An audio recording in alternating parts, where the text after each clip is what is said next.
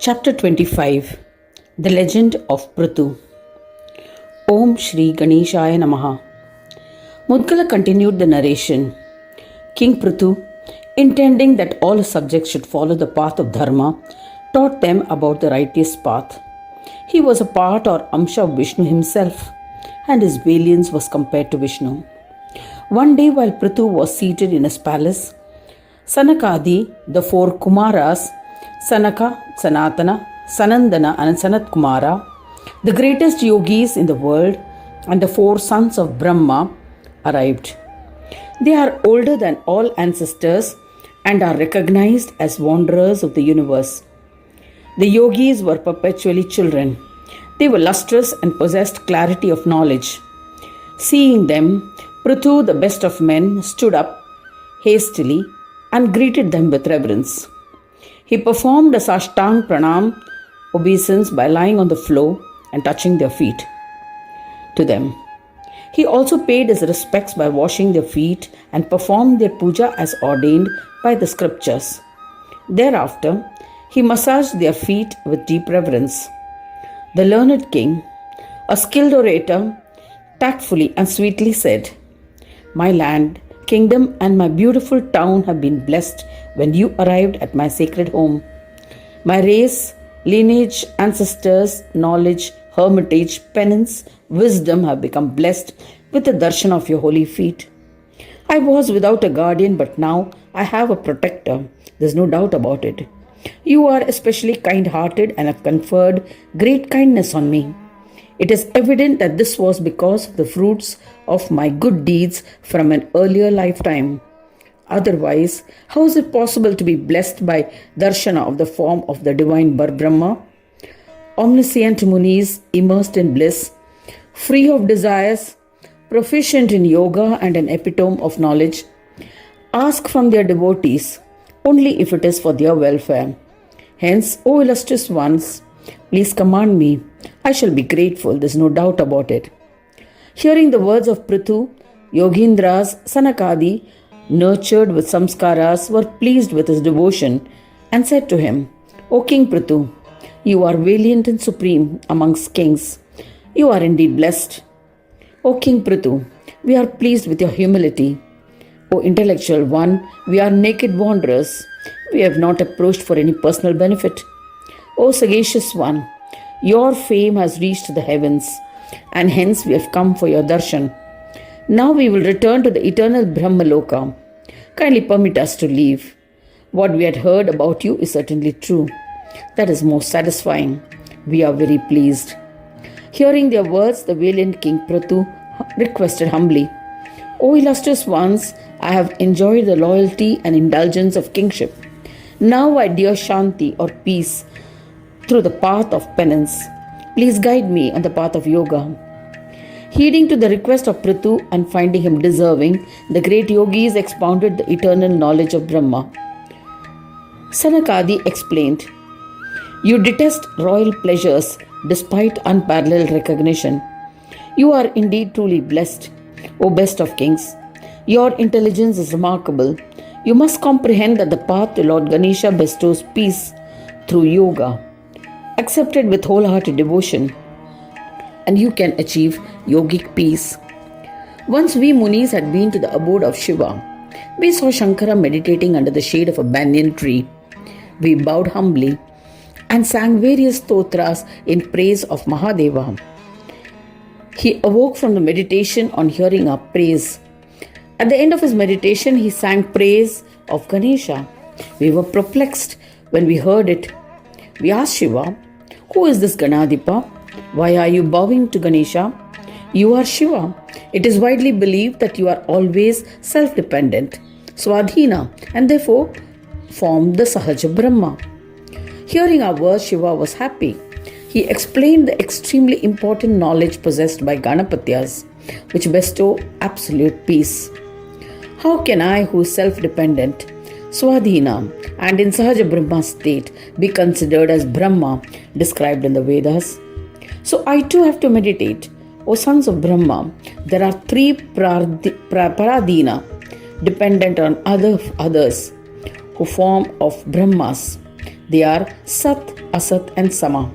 The ones proficient in the Vedas have described that they can be comprehended by Karma Yoga and other paths. They have been described in the Vedas in different ways. These Brahmas are endowed with Maya, the form which is attained through the union or Sanyoga of all the different karmas is called Karma Brahma. The form which is attained through the union of all knowledge is called Jnanatmaka Brahma. Brahma can also be attained through the path of jnana or knowledge traditionally. The word Gana is a conjunction representing the union of the external and internal differences.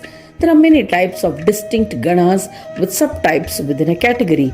As an example, Vana, forest, is a conjunction with many internal and external differences. There can be mango or banana plantations. This is an external difference. But within a mango plantation, many trees and varieties may exist. This is an internal distinction. Yet it is a single Vana. Similarly, the word Gana includes both animate and inanimate creation.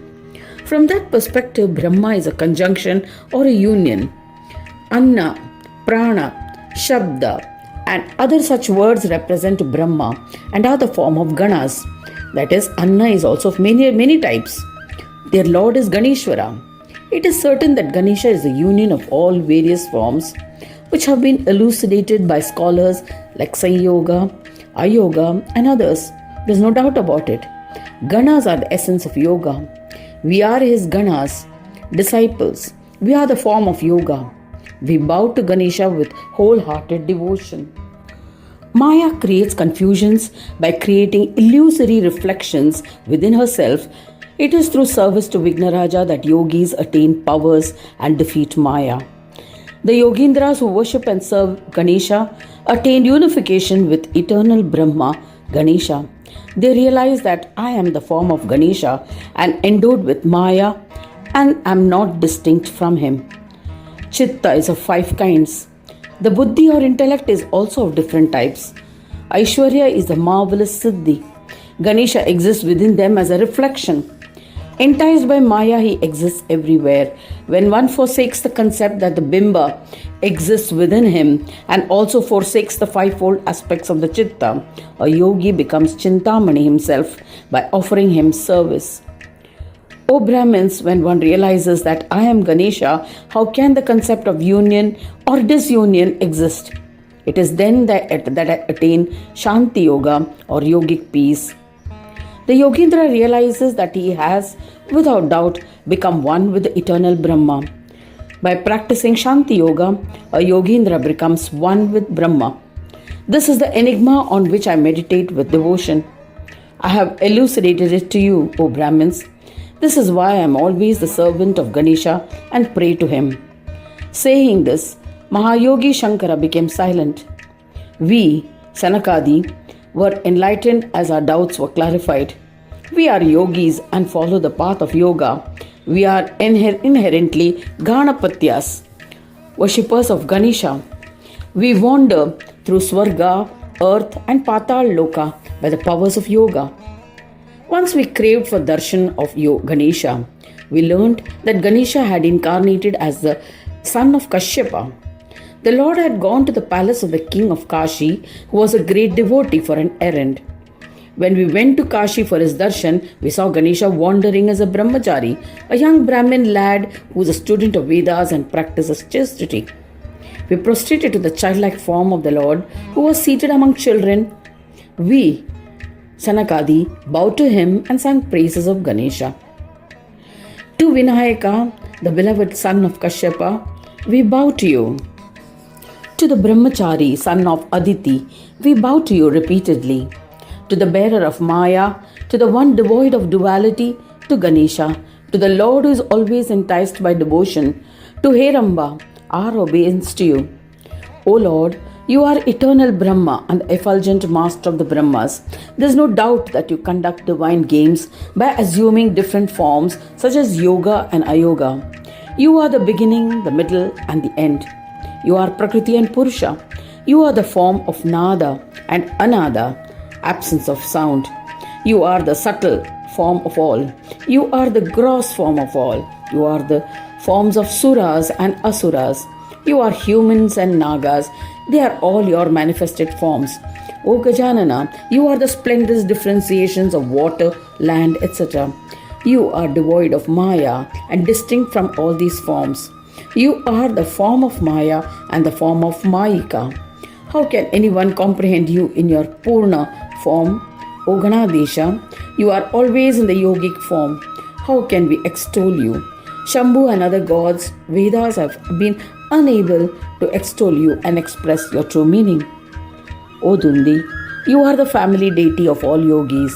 You have manifested in a form so that we can comprehend you. Hence, we are blessed. We are indeed blessed. Saying this, we fell silent. We performed a Sashtang Namaskara to him. Influenced by our faith and devotion, Ganadisha said to us, O illustrious ones, the stotra which you have recited will bestow yogic peace to the reader and listener. Pleased by the stotra, I shall grant all his wishes. Like Shiva, you will also become Ganapatyas, worshipper of Ganesha. Having granted these boons, Vinayaka, essence of yoga, son of Kashyapa, mingled with the other children and resumed playing with them happily. Thereafter we went to meet the son king of Kashi, who welcomed us appropriately with reverence. We then returned to our abode. O king, I have imparted the knowledge of Ganesha in its entirety, that has the power to bestow yogic peace. Worship him. Mudgalacharya continued the narration. Having explained all, Sanakadi went to Brahmaloka. Prithu apportioned the kingdom amongst his sons and went to the forest. There, he and his wife practiced yoga step by step, sequentially, and mastered it to become Ganapatyas, worshipper of Ganesha. He had been humbled. They were absorbed into Ganesha in the end. I have narrated the legend of the valiant and illustrious King Prithu.